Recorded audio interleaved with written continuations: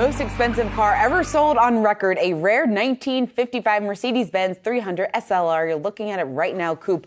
Sold at Sotheby's for, get this, $142 million. Putting this all in perspective, that's nearly 3 times more than the previous record. We want to bring in our senior auto reporter, Pras Subramanian. And Pras, is there anything more to this? Are these just car lovers who have a lot of money and they're looking to buy cars? Or is it actually a hedge against inflation? What do you think? I think this sale caught a lot of people by surprise because it just blew away that second place car.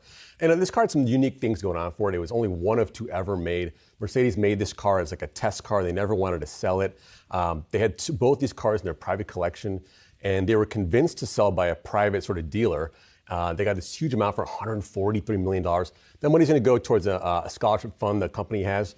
But it just sort of kind of goes to show you how these rare cars are still getting people excited. It reminds me of Ferris Bueller, for those of you that are old enough. Cameron's dad's car. I've actually seen that. All right, there we go. It took a while. We got there, though. Has it ever been driven? I have another question for you, but has it ever been driven, and will it ever be driven? Or is it just literally a museum piece? Mercedes said that a lot of their test drivers and engineers have driven it in the past to kind of benchmark it against other supercars back in those days. So right. I think the person who buys it hopefully will buy it to drive, because it is apparently an amazing car. So, but going back to the big market, usually Ferrari dominates, right? Like you mentioned, the Bueller car.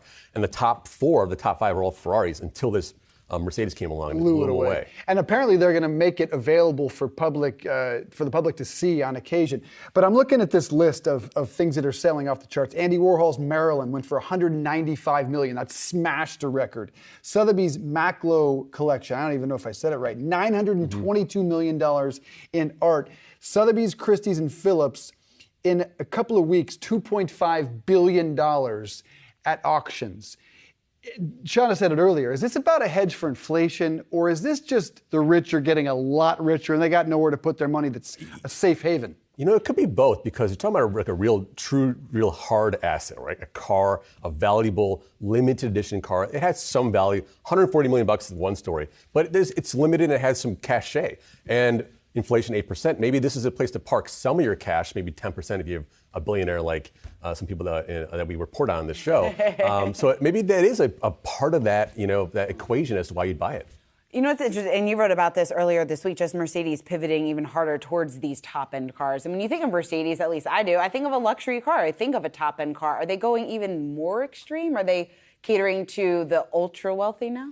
They've been recently releasing cars that rival Bentleys in terms of price, right? So they're kind of pushing towards that top end that they're calling it. And maybe this is just a reflection of their brand pivot, where these rare cars are going for even more money. We'll see what happens in Pebble Beach in August when a lot of these cars go on auction.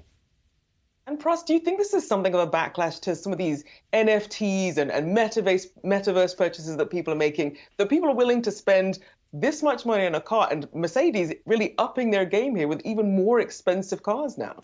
Rochelle, real quick, I had a trader friend that lost a lot of money in the 2000 dot-com bubble bust. And he said, you know what, if I had bought a Ferrari, at least the Ferrari would still be in the street. I still have it, right? Not my money that kind of vaporizes from out of nowhere like an NFT. So I think there is a little bit of that. Why not buy a hard ass like a car that you can actually have? And if your stock market goes to zero, at least you get a Ferrari.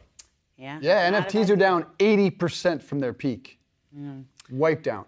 All right, Pras, thanks so much. I think I have enough money to buy a piece of the tire of that car. But we'll see. Maybe we'll get there one day. Pras Subramanian, thanks so much. Have a good weekend.